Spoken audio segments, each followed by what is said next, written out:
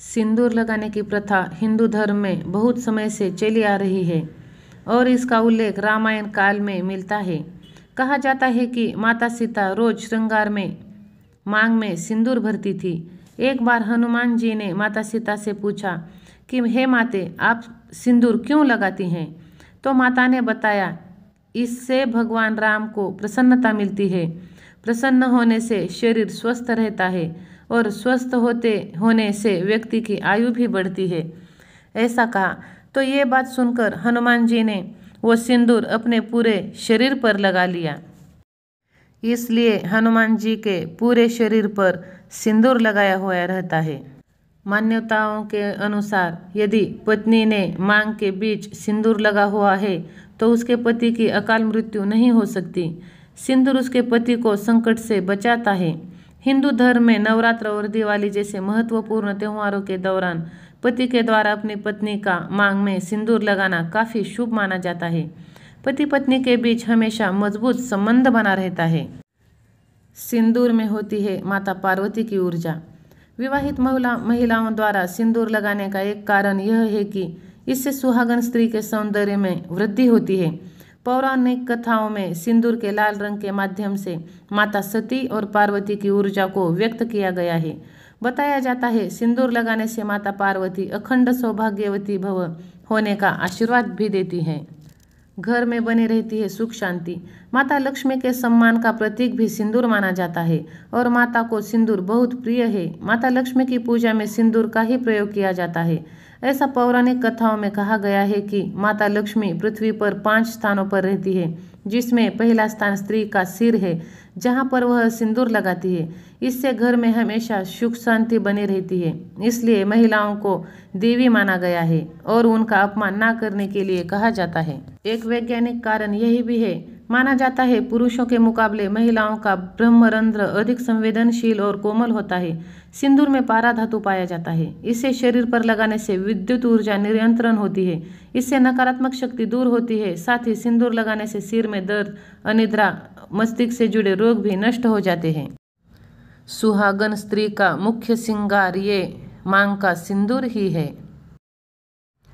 हिंदू शादी की रस्म तभी पूरी होती है जब स्त्री के मांग में सिंदूर भरा जाए उसके पति के द्वारा।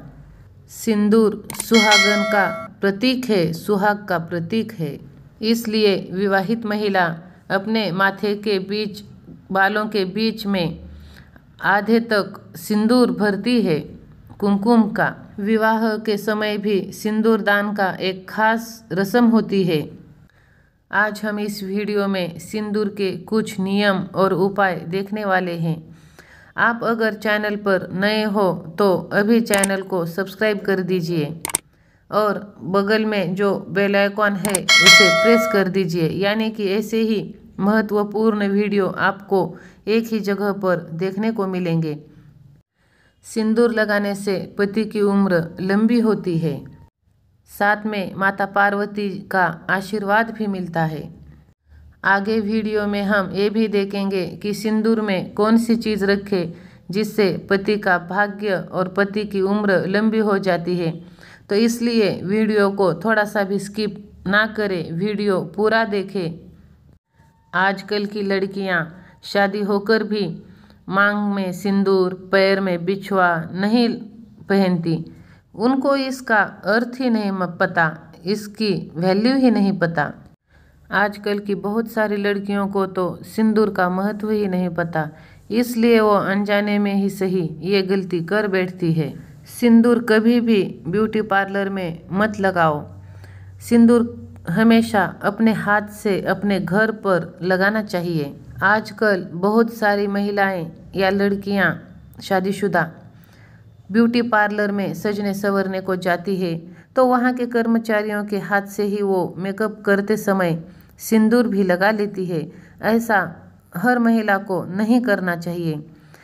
अपना सिंदूर अपने ही हाथ से अपनी मांग में लगाना चाहिए। ये बात शास्त्रों और वास्तु दोनों के ही हिसाब से गलत है। इसलिए आप ब्यूटी पार्लर में सजिए संवरिए, बाकी सब श्रृंगार कीजिए, पर सिंदूर अपने ही हाथ से मांग में भरिए। धार्मिक शास्त्र के अनुसार मांग में सिंदूर भरने के भी कुछ नियम बताए गए हुए हैं, वो हम आज इस वीडियो में देखने वाले हैं। वीडियो आपको पसंद आ रही होगी तो वीडियो लाइक करके कमेंट बॉक्स में जय माता पार्वती ऐसा कमेंट ज़रूर कीजिए। हर सुहागन महिला को सिंदूर लगाना ही चाहिए। इससे उसके पति की आयु तो लंबी होती ही है, पर स्त्री का मन भी शांत रहता है। सिंदूर का रंग लाल होता है, इसलिए स्त्री की शक्तियाँ हमेशा जागृत रहती है। यह प्राचीन काल से ही मस्तक के बिंदु स्थान पर लगाया जाता है। हर सुहागन स्त्री को किसी भी शुभ अवसर पर मांग में सिंदूर लगाना ही चाहिए। वैसे तो हर स्त्री को हर रोज स्नान करने के बाद सिंदूर अवश्य लगाना चाहिए। इससे पति की उम्र लंबी और पति के काम में सफलता मिलती है और हमें भी एक सुकून मिलता है। अब ये भी बात उतनी ही सच है कि सिर्फ मांग में सिंदूर भरने से पति की आयु लंबी नहीं होती या उसके जीवन में प्रगति नहीं होती। इसके भी कुछ शास्त्र के अनुसार नियम है जो हमें अच्छी तरह से पालने चाहिए, तभी उसका पूर्णतः फल हमें मिल सकता है। तो आइए देखते हैं हम सिंदूर लगाने की विधि और नियम क्या क्या है। सिंदूर लगाते समय सिंदूर माथे और नाक पर भी गिर जाता है, तो आपको बता दें कि ये तो बहुत ही शुभ होता है। ऐसा होने पर ऐसा माना जाता है कि आपका पति आपसे बहुत ही प्यार करता है। सुहागन स्त्री को मांग में सिंदूर भरते समय माता पार्वती का ध्यान जरूर करना चाहिए। माता पार्वती हमें अखंड सौभाग्यवती का वरदान देती है, इसलिए सिंदूर लगाते वक्त हम माता पार्वती का ध्यान करके अपने मांग में सिंदूर भरें, तो इससे पति की आयु तो लंबी होगी ही, बल्कि पति के प्रति हमारे दिल में और भी प्यार जगेगा। सिंदूर कभी भी छुपाना नहीं चाहिए। आज के ज़माने में कुछ महिलाएं ऐसी भी है जो अपने मांग में थोड़ा सा सिंदूर तो भरती है, लेकिन वो अपने बालों के नीचे छुपा लेती है। ऐसा बिल्कुल नहीं करना चाहिए।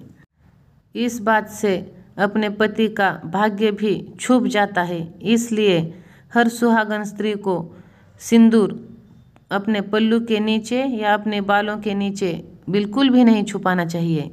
जैसे मांग में सिंदूर खिलेगा, चमकेगा, वैसा ही अपने पति का भाग्य भी चमकेगा। इसलिए जितनी लंबी मांग भर सके उतनी भरें, क्योंकि इससे पति की ऊंचाई निर्भर रहती है।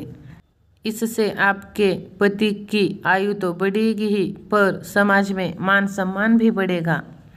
टेढ़ी मेढ़ी मांग में सिंदूर लगाने से पति का भाग्य दुर्भाग्य में बदल जाता है और उनको अपने जीवन में कठिनाइयों का सामना भी करना पड़ता है। तो इसलिए सिंदूर हमेशा नाक के बीचों बीच मांग में लगाना चाहिए। कुछ महिलाएं सिर्फ तीज त्योहारों के दिन ही या हफ्ते में 2-3 बार ही सिंदूर लगाती है, तो ऐसा बिल्कुल ना करें। प्रतिदिन अपने मांग में सिंदूर लगाने से पति की उम्र तो बढ़ती ही बढ़ती है, उसके बाद पति पत्नी का रिश्ता और मजबूत होता है। इसलिए हर स्त्री को प्रतिदिन अपने मांग में सिंदूर लगाना चाहिए और एक दूसरे के प्रति हमेशा ही अपना रिश्ता मजबूत बना रहेगा। किसी दूसरी महिला के सिंदूर से भूलकर भी अपनी मांग का सिंदूर नहीं भरना चाहिए, बल्कि अपना सिंदूर भी किसी अन्य महिला को अपने मांग में भरने को नहीं देना चाहिए। ऐसा करना बहुत ही अशुभ माना जाता है। सिंदूर अपने या अपने पति के पैसे से ही खरीदे, ना किसी दूसरे के या उधार के पैसे से तो बिल्कुल भी नहीं सिंदूर खरीदना। बहुत बार ऐसा होता है कि सिंदूर लगाते वक्त सिंदूर की डिबिया अपने हाथ से नीचे गिर जाती है और महिलाएं वो फिर से सिंदूर की डिब्बी में वो भर कर इस्तेमाल करती है। तो ऐसा बिल्कुल भी ना करें। एक बार सिंदूर नीचे गिर गया तो उसे फिर से अपने मांग में ना भरें। गिरे हुए सिंदूर को आप अपने मांग में लगाती हैं तो ये बहुत ही अशुभ माना जाता है, इसलिए कभी भी गिरा हुआ सिंदूर अपने मांग में ना लगाएं। सप्ताह में एक बार पति से सिंदूर अवश्य अपने मांग में लगाएं। वैसे तो प्रतिदिन अपने पति के हाथ से अपनी मांग भरे तो बहुत ही अच्छा, पर यह हर रोज़ मुमकिन नहीं होता, तो सप्ताह में कुछ दिन ऐसे निकालो जो अपने पति के हाथ से मांग में सिंदूर भरना। विवाह के समय जो भी सिंदूर भरा जाता है उसे हमें बचा के रखना चाहिए, क्योंकि विवाह के समय हमें उस सिंदूर के द्वारा बहुत सारा आशीर्वाद मिला जाता है सुहागन होने का, इसलिए हमें वो बचाकर बाद में वो सिंदूर इस्तेमाल करना चाहिए। ये थी कुछ शास्त्रों से जुड़ी सिंदूर की बातें। अब हम देखेंगे वास्तु के बारे में।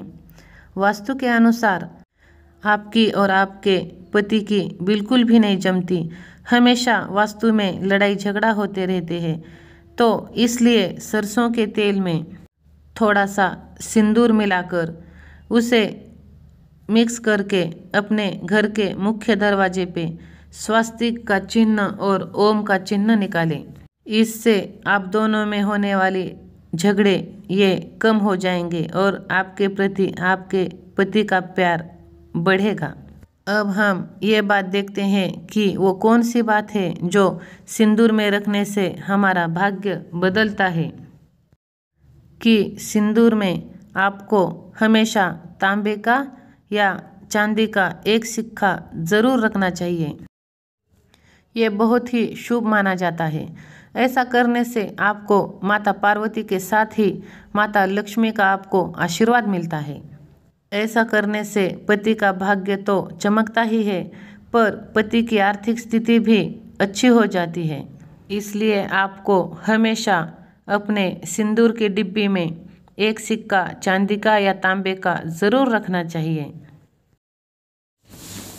वीडियो आपको अच्छी लगी होगी तो चैनल को सब्सक्राइब ज़रूर कीजिए और बेल आइकॉन की घंटी प्रेस कीजिए। धन्यवाद।